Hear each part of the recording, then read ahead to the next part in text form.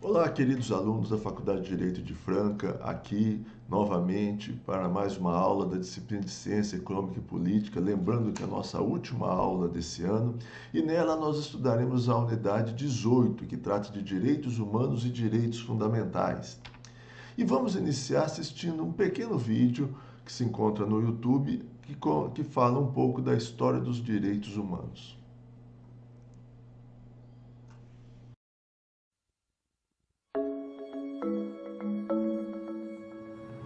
Human rights is, geez, that's a good question. Human rights. Well, that's a tough one. Wow. I don't even know how to give that a definition. I would probably have to do a little bit of homework or something. Any right that I think just as a normal, human, any... The rights that humans have. Oh, that's a very large debate. Mezclar que betyder mange ting. Tú le puedes preguntar a 20 personas y te van a dar 20 diferentes opiniones. Non saprei, è una domanda complicatissima. Because we just take them for granted that they're there, but we don't even consider what they are.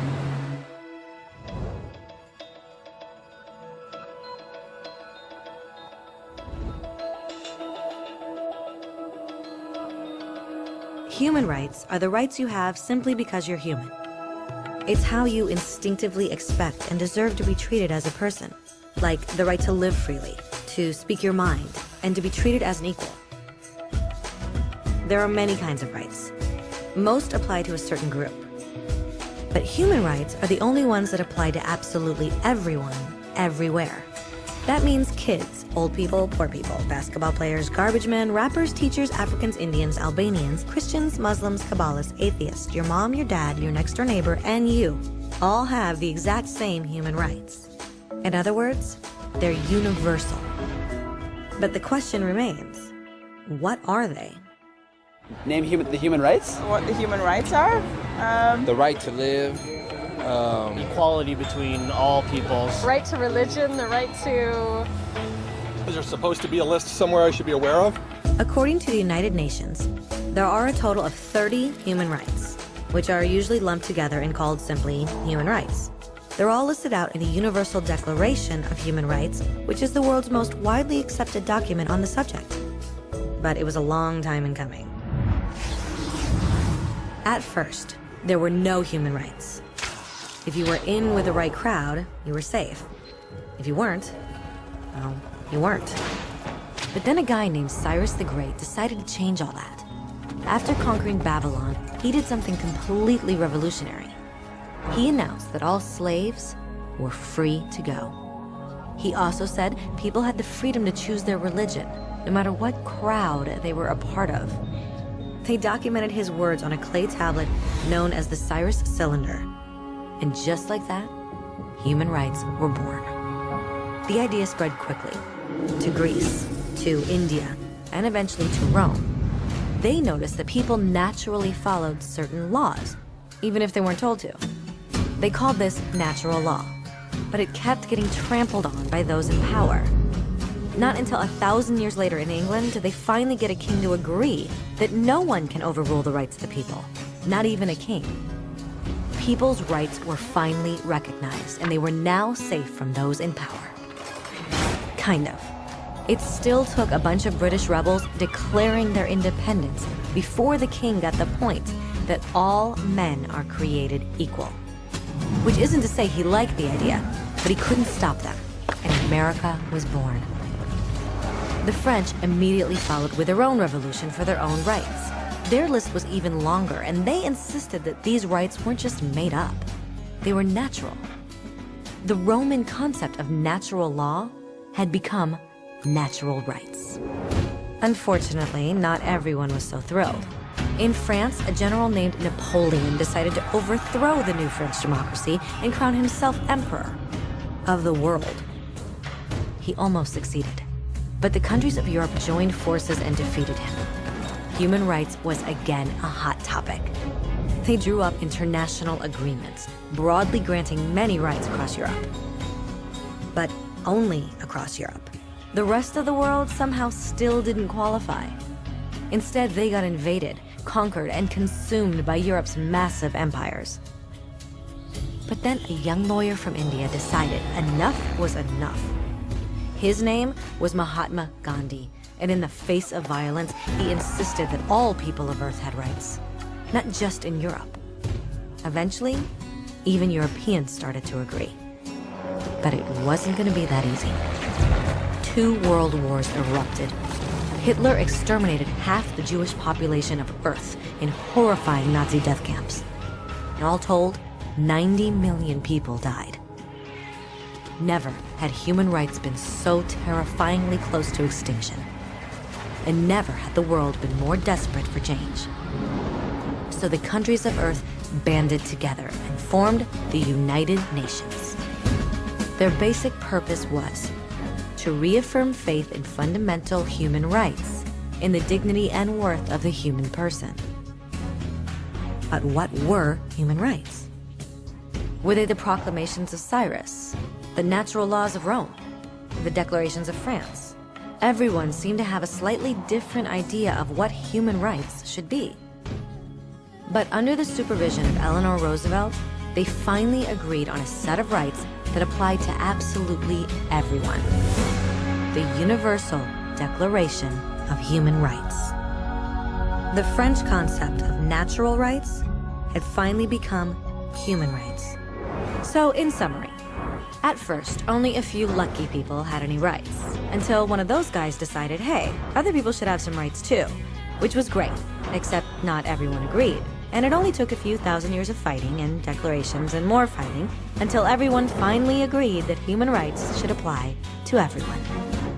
And they all lived happily ever after. Except for one little problem. If people have the right to food and shelter, why are 16,000 children dying of starvation every day? 1 every 5 seconds. If people have freedom of speech, why are thousands in prison for speaking their minds?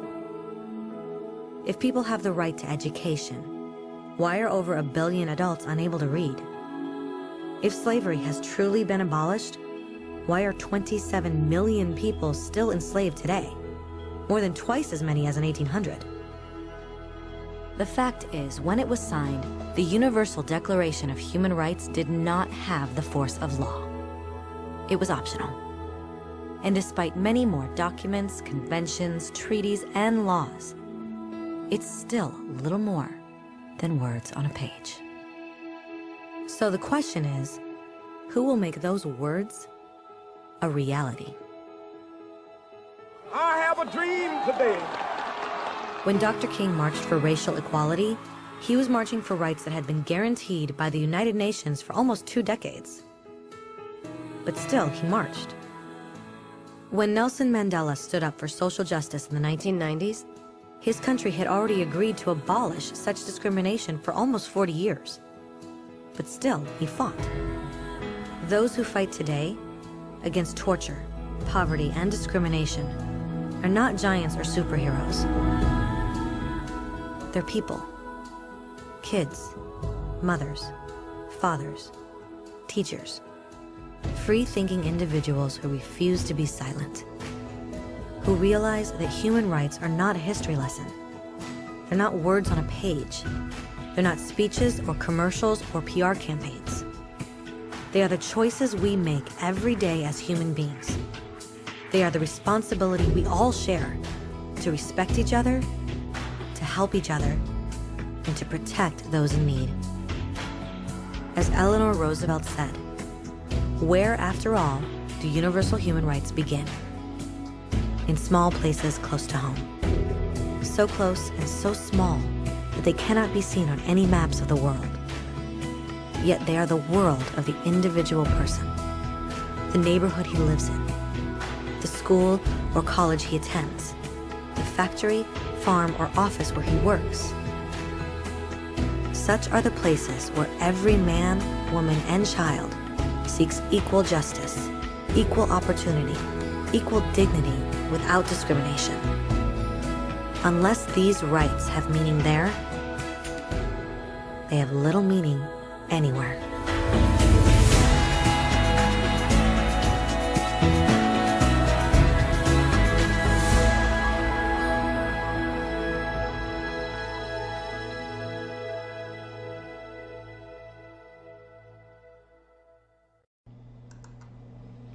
Bom, o vídeo que vocês assistiram fala de direitos humanos e direitos fundamentais. Qual a diferença entre direitos humanos e direitos fundamentais? Bom, vamos lá. Direitos humanos são direitos de cunho jusnaturalistas, não positivados ou não escritos, seja na Constituição ou em legislação infraconstitucional. São direitos inatos que, de acordo com a sociologia do direito, existem porque são intrínsecos à natureza humana, bastando a condição de ser humano para possuí-los, assim como é o direito à vida, à liberdade, à igualdade. Não precisa estar escrito. São aqueles direitos que são reconhecidos nos documentos internacionais, direitos válidos para todos os povos e em todos os tempos.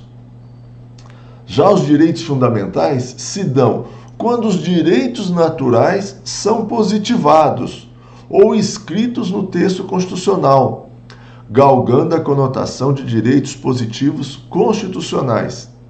Assim, o conteúdo dos dois é essencialmente o mesmo. O que difere é o plano em que são consagrados. Portanto, os direitos humanos estão para a proteção universal do ser humano, como o direito à vida, à liberdade. Agora, os direitos fundamentais estão voltados para o direito interno, positivados na Constituição, e que devem ser garantidos pelo Estado a todos os cidadãos, e cujo rol não está limitado aos direitos humanos. Vamos ver a evolução. O vídeo também, que vocês acabaram de assistir, conta um pouco dessa evolução. Tudo começa lá atrás, bem lá na Antiguidade, antes de Cristo, quando alguns grandes doutrinadores abandonaram as ideias mitológicas sobre o homem e o ser humano passou a ser considerado em sua igualdade, dotado de liberdade, razão, embora diferente uns dos outros. Estava lançado ali os fundamentos intelectuais para a compreensão da pessoa humana e para a afirmação da essência de direitos universais inerentes à pessoa humana. Isso tudo permanece na obscuridade até a Carta Magna inglesa de 1215, que inseriu esses direitos fundamentais no texto constitucional inglês. Logo em seguida, não tão em seguida assim, nós temos o habeas corpus, que foi incorporado na Carta Magna de 1679, a Bill of Rights, a Declaração dos Direitos de 1689. Posteriormente, na Declaração dos Estados Americanos, os direitos fundamentais foram positivados com a Constituição Americana, a Constituição dos Direitos Fundamentais de Virgínia de 1676, e tudo isso foi uma grande luta, muito derramamento de sangue, muita injustiça, até isso ser positivado, Posteriormente, os direitos fundamentais ganharam força a partir da Revolução Francesa de 1789, onde de forma precisa foi proclamada a liberdade, igualdade, direito de propriedade, garantias individuais. O liberalismo desempenhou um grande papel para universalizar os direitos fundamentais. E em 1948, a nova Comissão das Nações Unidas, logo após a Segunda Guerra, para os Direitos Humanos, a Comissão das Nações Unidas para os Direitos Humanos, captou a atenção do mundo e, sob a presidência de Eleanor Roosevelt, que era viúva do presidente Franklin Roosevelt, que era uma campeã dos direitos humanos, as Nações Unidas, através das Nações Unidas, essa comissão elaborou o rascunho do documento que viria a ser a Declaração Universal dos Direitos do Homem, com 30 artigos, e a partir dali, os Estados-membros das Nações Unidas comprometeram-se a trabalhar uns com os outros para promover os 30 artigos de direitos humanos, que pela primeira vez na história tinham sido reunidos e codificados num único documento. Em consequência, muitos desses direitos, de várias formas, são hoje parte das constituições das nações democráticas. Isso não quer dizer que o mundo inteiro está cumprindo tudo aquilo que está no papel. Características dos direitos fundamentais. imprescritibilidade. Os direitos fundamentais não se perdem por decurso de prazo, com o tempo. Inalienabilidade. Não há possibilidade de transferência dos direitos fundamentais. Irrenunciabilidade. Não podem ser objetos de renúncia, não dá para renunciar. Inviolabilidade. Impossibilidade de desrespeito por determinações infraconstitucionais ou por atos de autoridades públicas. Inviolável. Universalidade. Engloba todos os indivíduos, independentes de raça, crença, nacionalidade, sexo, convicção política, filosófica, qualquer outra que seja, certo? Efetividade, certo? A atuação do poder público deve ser no sentido de garantir a efetividade dos direitos fundamentais. Interdependência. As várias previsões constitucionais, apesar de autônomos, possuem diversas intersecções para atingir suas finalidades. Exemplo, assim, a liberdade de locomoção está intimamente ligada à garantia do habeas corpus, com a previsão de prisão somente por flagrante delito ou por ordem da autoridade judicial. Assim como também, por exemplo, o direito à vida corresponde à garantia de vedação à pena de morte. Então, todos eles precisam de ser interpretados, mas existe uma interdependência entre eles. E existe também uma complementariedade. Não devem ser interpretados isoladamente, mas sim de forma conjunta, com a finalidade de alcance dos objetivos previstos pelo legislador constituinte. Certo? Então, eles se complementam. Bom, classificação dos direitos fundamentais. Tradicionalmente, os direitos fundamentais são classificados em gerações, levando-se em conta o momento de seu surgimento e reconhecimento pelos ordenamentos constitucionais. Então vamos ver. Os direitos de primeira geração dos direitos, estavam ligados à liberdade. Tiveram início nos finais do século XVIII. Os primeiros direitos fundamentais estavam ligados à necessidade de limitação e controle dos abusos do poder do Estado e de suas autoridades, e representavam uma resposta do Estado liberal àquele Estado absolutista, aquelas monarquias absolutistas. Então, estavam ligados à liberdade. Então, os direitos fundamentais de primeira geração estavam ligados à liberdade, incluindo os direitos civis e políticos. Surgiram da necessidade de proteção do indivíduo frente ao Estado, aos abusos do Estado. Eram normas de exigência de não agir por parte do Estado em favor da liberdade do indivíduo, certo? Não ingerência dos poderes públicos na esfera privada do indivíduo, direito de oposição do indivíduo perante o Estado. Alguns exemplos: direito à vida, liberdade, propriedade, igualdade perante a lei, liberdade de expressão e participação política. Então foram os primeiros direitos, os direitos de primeira geração, ligados à ideia de liberdade.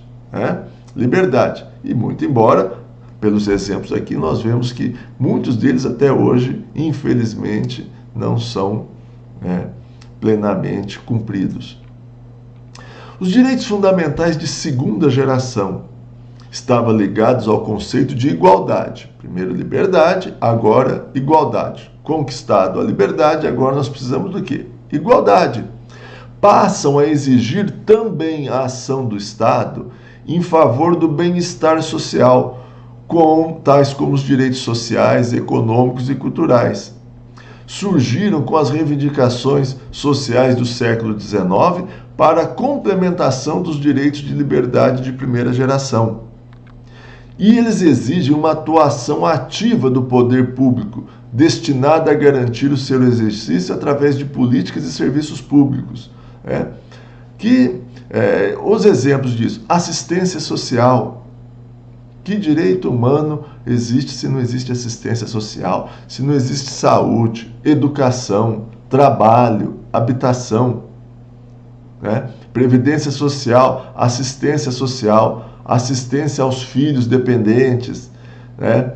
Creches, pré-escola, amparo à velhice, à doença. Ou seja, se o Estado não proporcionar isso ao ser humano, né, ele não estará gozando plenamente de sua condição de ser humano, né? Então, cabe uma atuação ativa do poder público destinado a garantir esses direitos fundamentais de segunda geração, né? E aí nós temos também agora os direitos fundamentais de terceira geração, ligados à fraternidade. Olha só, os primeiros ligados à liberdade, o segundo, certo? Ligado à igualdade, e de terceira geração ligados à fraternidade. Isso vem lá da Revolução, dos lemas da Revolução Francesa. Destinados à coletividade, ligados à fraternidade, direito ao meio ambiente, à paz, ao progresso, à fraternidade, a ideia de fraternidade, de igualdade entre os homens e entre os povos, direito ao meio ambiente ecologicamente equilibrado, à paz, à autodeterminação dos povos, ao desenvolvimento, à propriedade sobre o patrimônio comum da humanidade, né? Não se destina à proteção dos interesses individuais de um grupo ou de determinado Estado, mas tem por destinatário o gênero humano, defesa de grupos humanos, da família, povo, nação, a própria humanidade. Por isso são chamados de interesses difusos, direitos difusos, né? Por esses direitos deve o Estado levar em conta nos seus atos internos também os interesses de outros Estados, buscando uma coordenação sistemática de política econômica entre as nações, como prestação de ajuda recíproca de caráter financeiro ou de outra natureza, aos países subdesenvolvidos que se encontram com dificuldade econômica.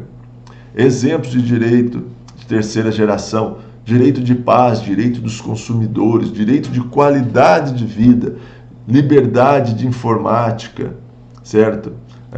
Então, são os chamados direitos de terceira geração, ligados à fraternidade. E há quem fale, certo, nos direitos fundamentais de quarta geração, né?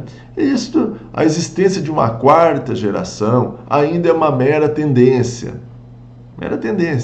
defendido por Paulo Bonavides, que infelizmente nos deixou essa semana, está relacionado à globalização, ao neoliberalismo, extraído da globalização econômica. Segundo Paulo Bonavides, o neoliberalismo se move rumo à dissolução dos Estados nacionais, afrouxando e debilitando os laços de soberania e doutrinando uma falsa despolitização da sociedade. Diz respeito ao direito à democracia, à informação, ao pluralismo político, né? Segundo o autor, a democracia positivada há de ser necessariamente uma democracia direta, né? Segundo ele, graças ao avanço tecnológico dos meios de comunicação, vai chegar um dia que todos vão poder exercer novamente essa democracia direta, certo? E isso legitimado por uma informação correta, certo? Aberturas pluralistas do sistema, acaba sendo um grande sonho. Democracia isenta de contaminação pela mídia manipuladora, muito difícil, principalmente nesses tempos das fake news e de tudo mais. É um sonho, é uma tendência, certo? Esses direitos de quarta geração. Bom, a abrangência dos direitos. Surgiram tendo como destinatárias pessoas naturais. Com o passar do tempo, os ordenamentos constitucionais passaram a reconhecer também as pessoas jurídicas. Hoje, em certas situações, o próprio Estado pode ser titular de direitos fundamentais. Por isso que os direitos fundamentais não se limitam aos 30 artigos lá dos direitos das Nações Unidas, direitos de 1948, Eles são mais abrangentes. Assim, na nossa Constituição, temos direitos fundamentais igualmente voltados para as pessoas naturais, jurídicas e estatais. Por exemplo, o direito de propriedade não está ligado só aos direitos da pessoa. Direitos fundamentais extensíveis a pessoas naturais e pessoas jurídicas, assistência jurídica gratuita e integral. Direitos fundamentais exclusivamente voltados para as pessoas naturais, por exemplo, direito de locomoção. Direitos fundamentais restritos aos cidadãos, por exemplo, ação popular. Direitos fundamentais voltados exclusivamente para as pessoas jurídicas, certo? Direito de existência de associação e partidos políticos. Direitos fundamentais voltados exclusivamente para o Estado. Direito de requisição administrativa. E estão todos lá em nossa Constituição, no título 2 dos direitos e garantias fundamentais, estão lá no capítulo 1 dos direitos e deveres individuais e coletivos. No artigo 5º está lá, todos são iguais perante a lei sem distinção de qualquer natureza, garantindo-se aos brasileiros e aos estrangeiros residentes no país a inviolabilidade do direito à vida, à liberdade, à igualdade, à segurança e à propriedade nos termos seguintes. E aí nós temos os 78 incisos na nossa Constituição. Começa lá com homens e mulheres são iguais em direitos e obrigações no termos dessa Constituição. Olha lá, o primeiro direito, homens e direitos são iguais, e a gente ainda continua vendo desigualdade entre homens e mulheres em nossa sociedade. Ninguém será obrigado a fazer, o segundo inciso, a fazer ou deixar de fazer alguma coisa senão em virtude de lei. E quantas vezes nós vemos o não respeito ao Estado Democrático de Direito, ao cumprimento das leis. Então, não é porque eles estão positivados, são direitos fundamentais, que eles estão sendo plenamente satisfeitos. Mas cabe a todos nós lutarmos para que isso ocorra. E termina lá no 78º inciso, e amanhã depois pode até ser que venham a surgir outros direitos. Bom, com essa aula nós concluímos o nosso plano de ensino, certo? Embora todas as dificuldades desse ano, pela pandemia, espero, sinceramente, do fundo do meu coração, que o conteúdo de nossa disciplina e o nosso convívio, muito embora a maior parte dele virtual, possam ter contribuído para torná-los profissionais de sucesso, essencialmente éticos e justos e, principalmente, profundamente humanos. Do fundo do meu coração, um grande abraço a todos e sejam muito felizes.